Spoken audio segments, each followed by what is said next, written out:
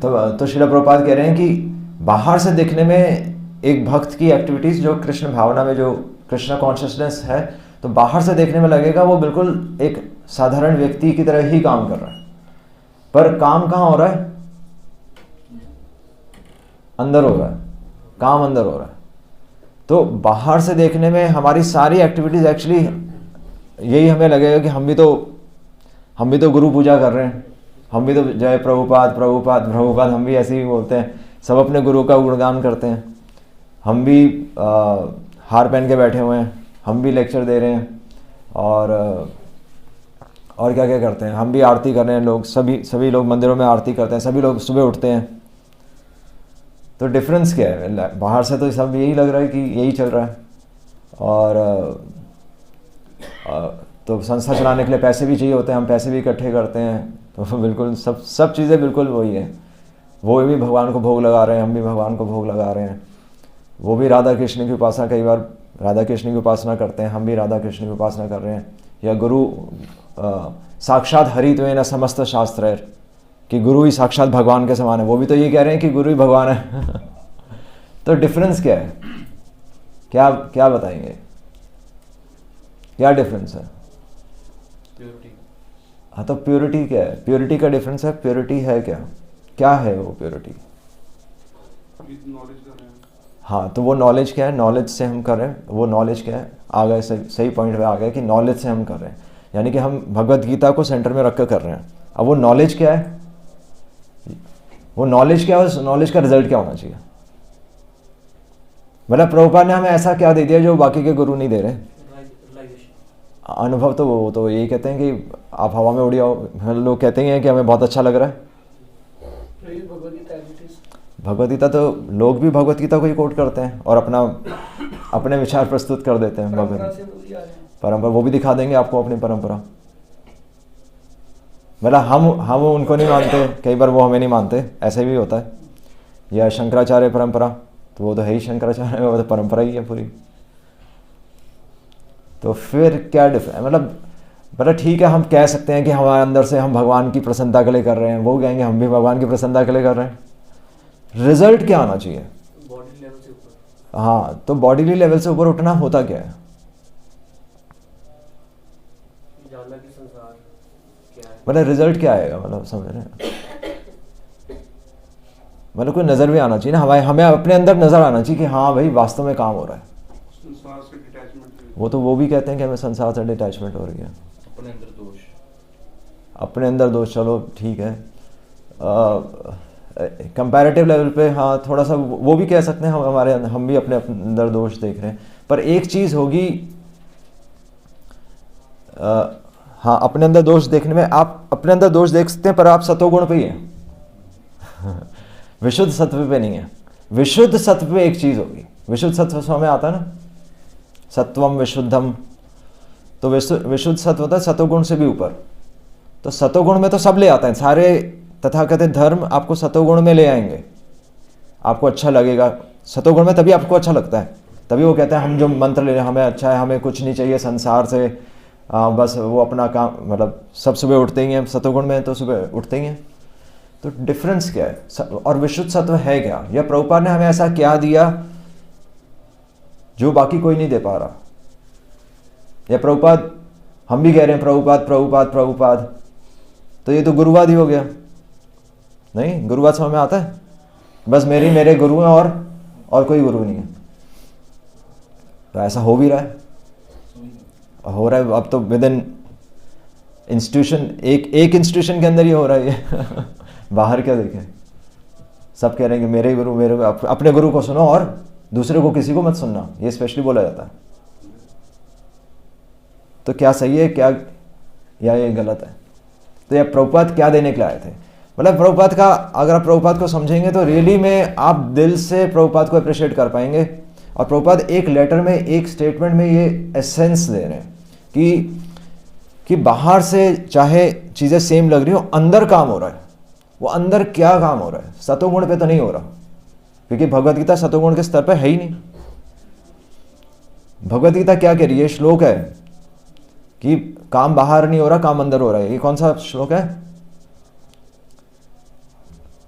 कल I think कल सुन ही रहे थे, लेक्चर सुन रहे थे वो अपने हरे कृष्णा प्रभु, तो उसमें आ रहा था कर्मणि अकर्मणि या पश्चेत, जो कर्म में अकर्म को देखता है वो क्या है? कर्म कर रहे हैं पर अकर्म है। ये भगवत गीता है। आप कर्म कर रहे हैं अकर्म है, तो अकर्म एक्चुअली क्या है? वो अकर्म हम कहते हैं भक्ति है। कर्म में अकर्म को देखता है, यानी कि काम वही कर रहा है, जॉब भी कर रहा होगा, वो बिजनेस भी कर रहा होगा, और तो सब काम वही कर रहा होगा, या गुरु की पोजीशन, गुरु आदर स्वीकार कर रहा है, श्री श्री हम भी बोलते हैं।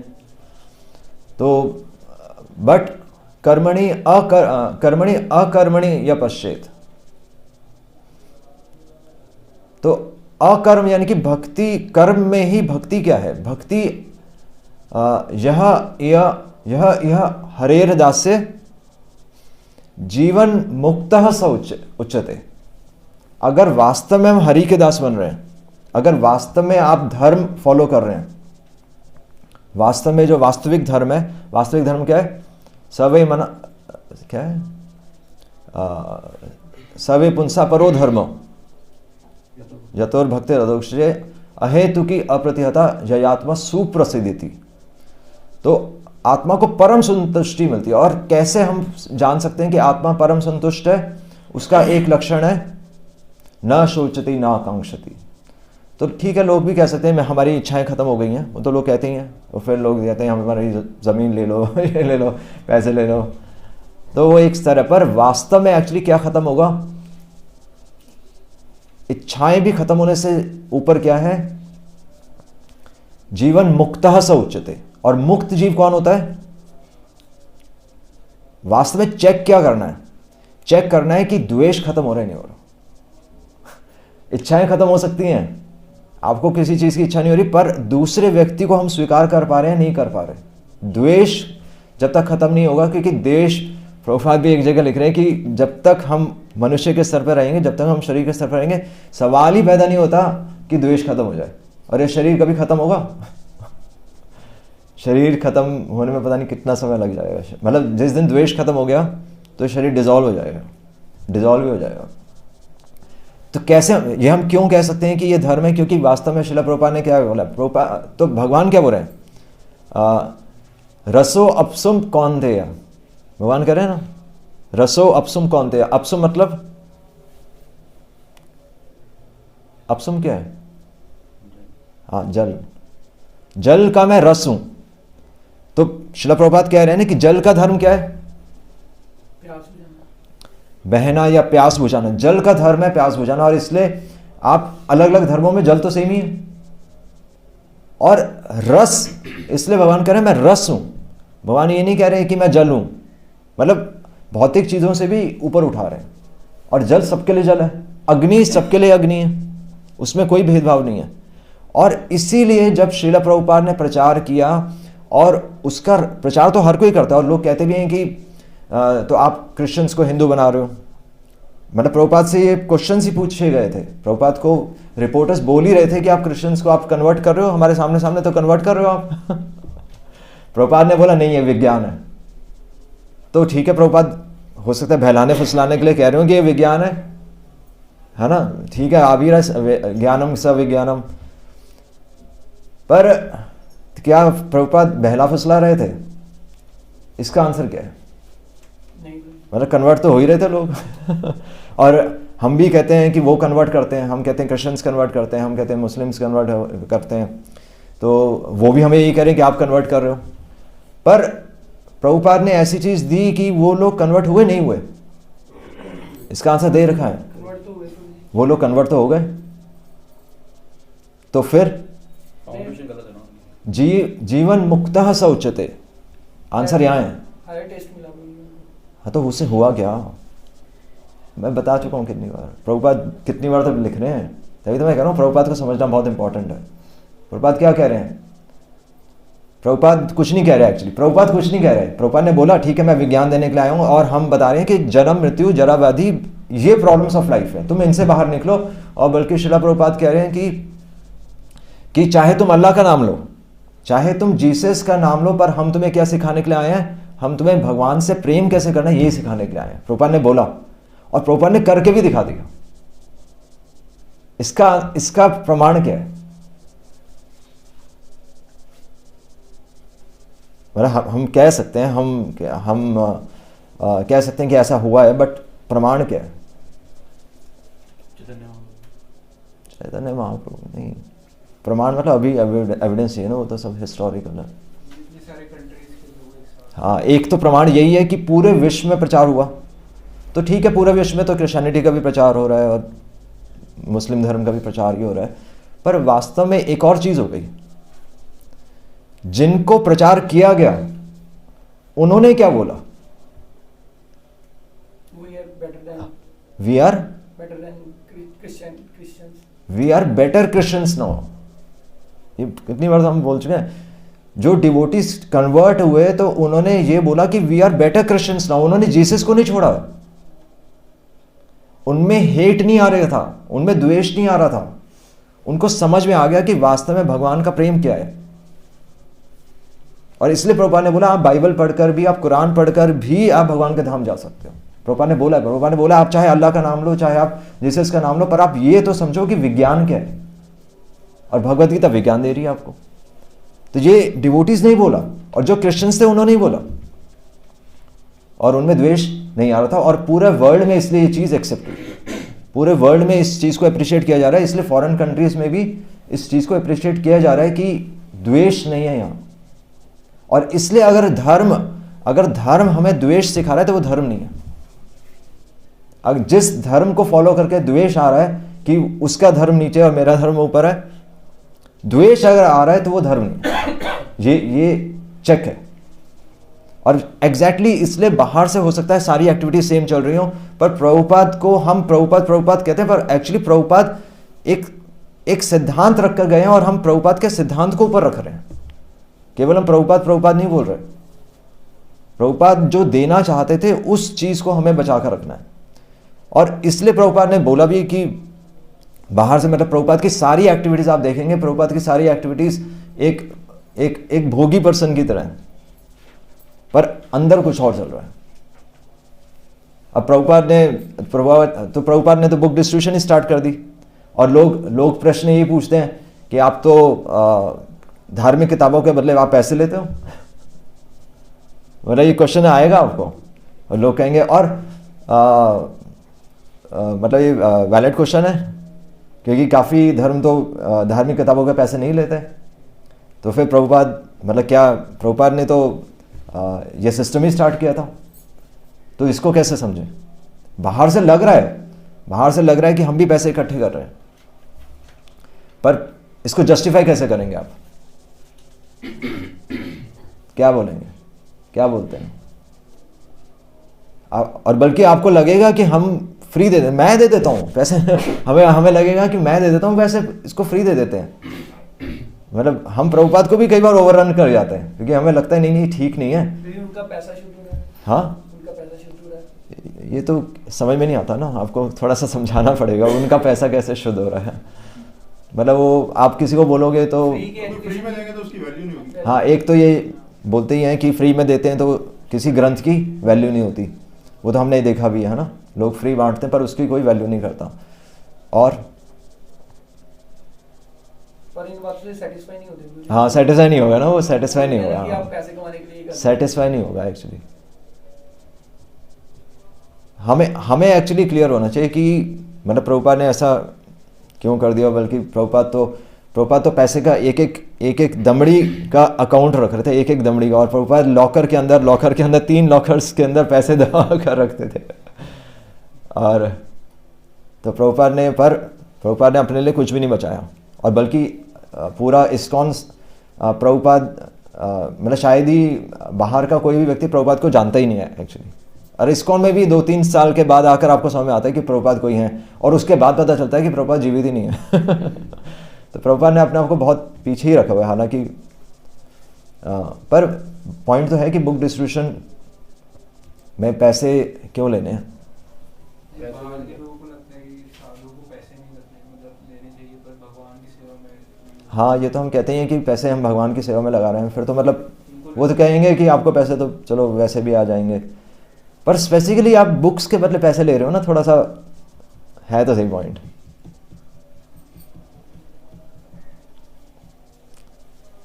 तो वैसे तो मतलब वैसे तो देखा जाए तो नई मतलब धार्मिक किताबों के बदले पैसे नहीं लेने चाहिए, क्योंकि मंदिर भी वैसे ही चल रहा है और सबके समाज के योगदान से ही चलता है।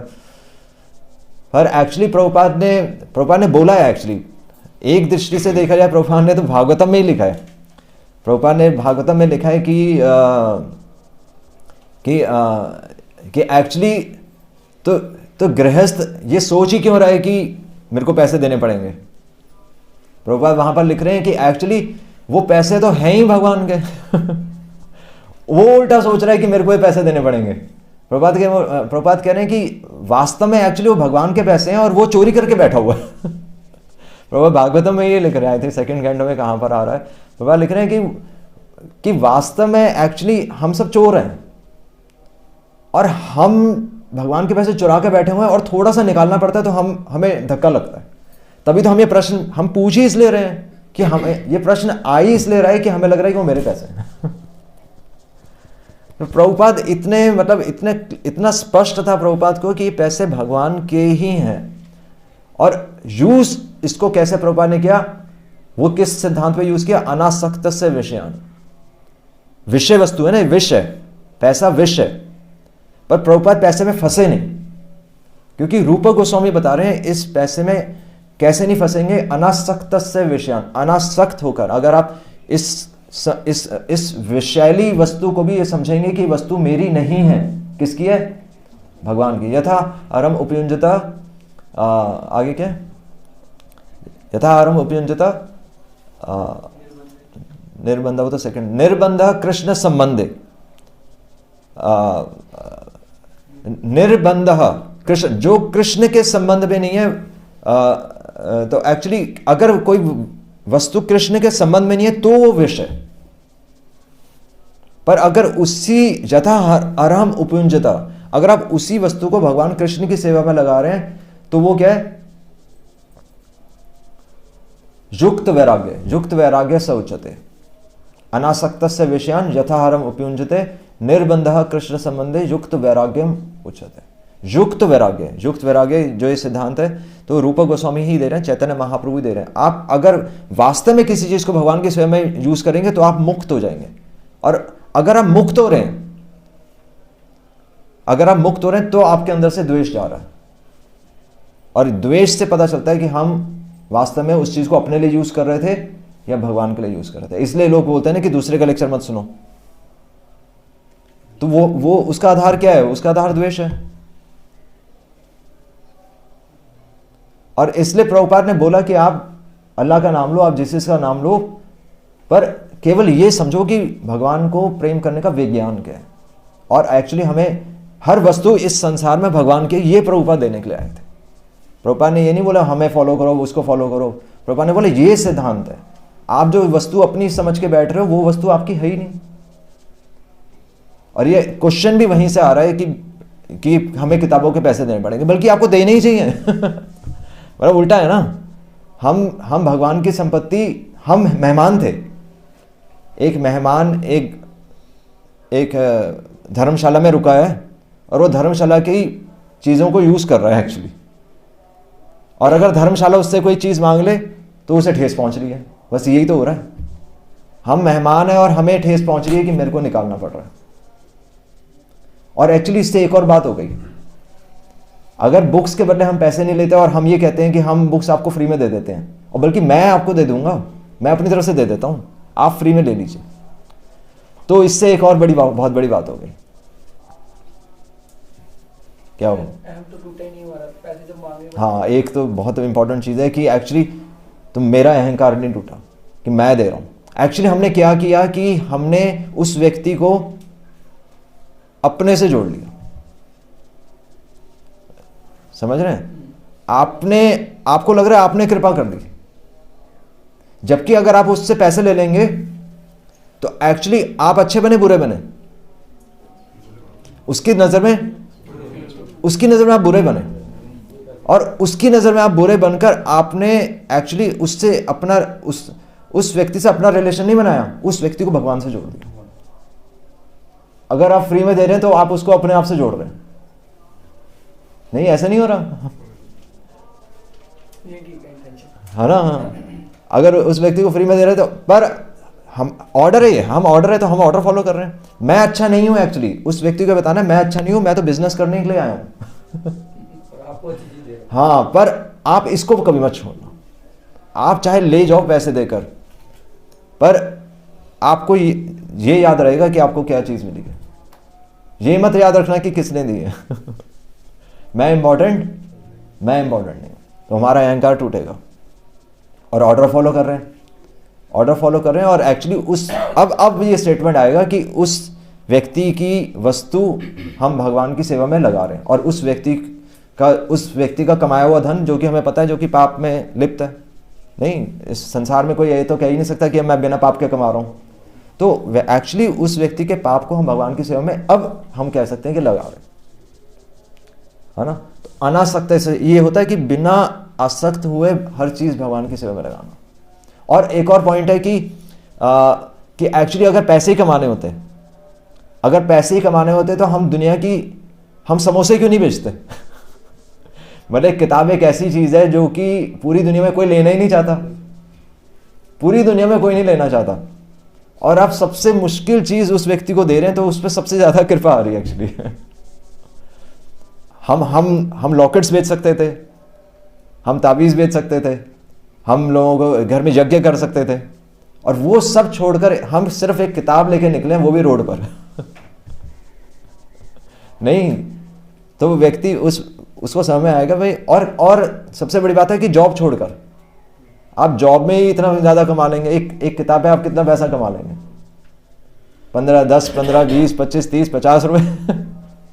एक कपड़े पे आपको 200% प्रॉफिट होता है, एक कपड़ा अगर निकल जाए तो।